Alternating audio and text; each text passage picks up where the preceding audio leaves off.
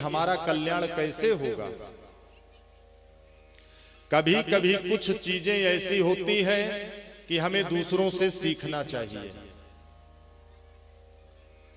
आगे कथा में आएगा, उत्तरकांड के प्रसंग है। हमें कभी कभी दूसरों से भी शिक्षा लेना चाहिए। आप देखते होंगे शुक्रवार का दिन हो, एक सप्ताह में 7 दिन होते हैं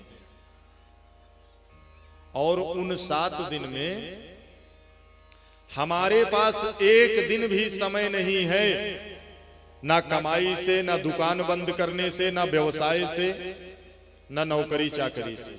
सिर्फ हम अपने जीवन में अगर कुछ महत्वपूर्ण बना करके रखे हैं तो वो है धन। धन को हमने अपने जीवन में इतना महत्वपूर्ण स्थान दे दिया है कि धन के अतिरिक्त हमें कुछ भी दूसरा समझ में आता ही नहीं। दूसरे धर्म वालों को देखिए, एक पंचड़ घिसने वाला होगा और शुक्रवार को 12:30 बजे दोपहर के आपको कितना भी इमरजेंसी कहीं जाना हो, आपकी गाड़ी अगर पंचर हो गई हो तो यही कहेगा 1:30 बजे के बाद आइएगा, मैं जा रहा हूं, मेरा समय हो गया अजान का।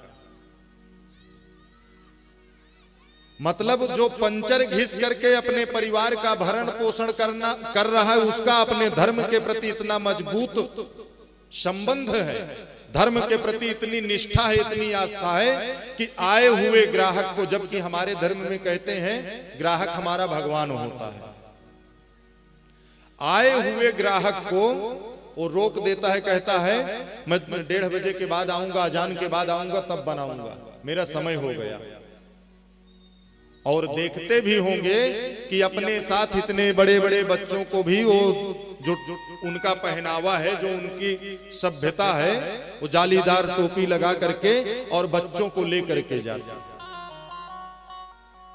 और हम सभी सनातनियों का दुर्भाग्य है कि हमने सिर्फ जीवन में 2 वस्तुओं को महत्व दिया है, पहला पैसा और दूसरा अपनी शान और शौकत।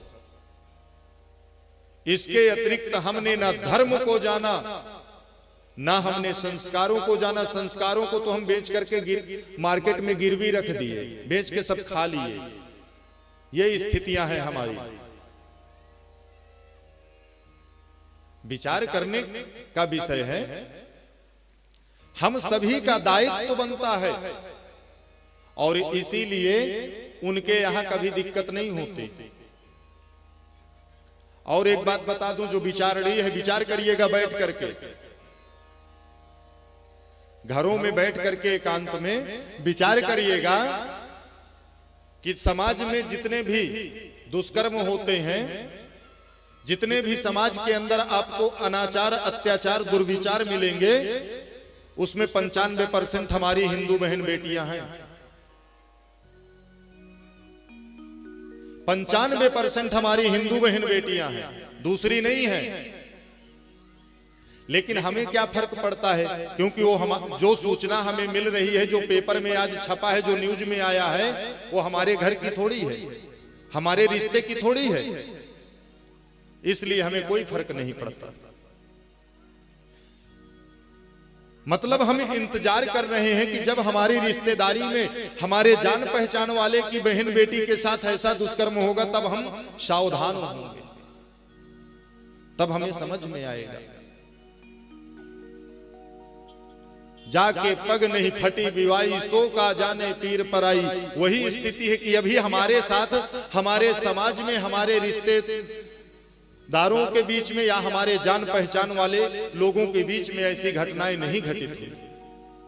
इसलिए हम सचेत नहीं हैं, हम सुप्त अवस्था में पड़े। और जिस दिन हमारे साथ भगवान करे, और मैं तो प्रयास करता हूं कि ये सारी चीजें बंद हो जाएंगी जिस दिन हम स्वयं अपनी आदत को सुधार लेंगे।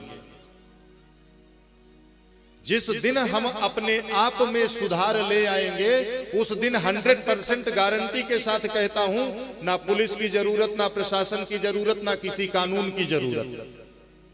जिस दिन हम अपने धर्म और अपने बड़े बुजुर्गों के बताए मार्ग का अनुसरण करके अपने संस्कारों के साथ जीवन जीने लगेंगे, गारंटी के साथ कहता हूं किसी कानून की जरूरत नहीं पड़ेगी, ऑटोमेटिकली सब समाप्त हो जाएगा। जितने भी दुर्गुण हैं, जितने भी दुर्विचार हैं, सब समाप्त हो जाएंगे।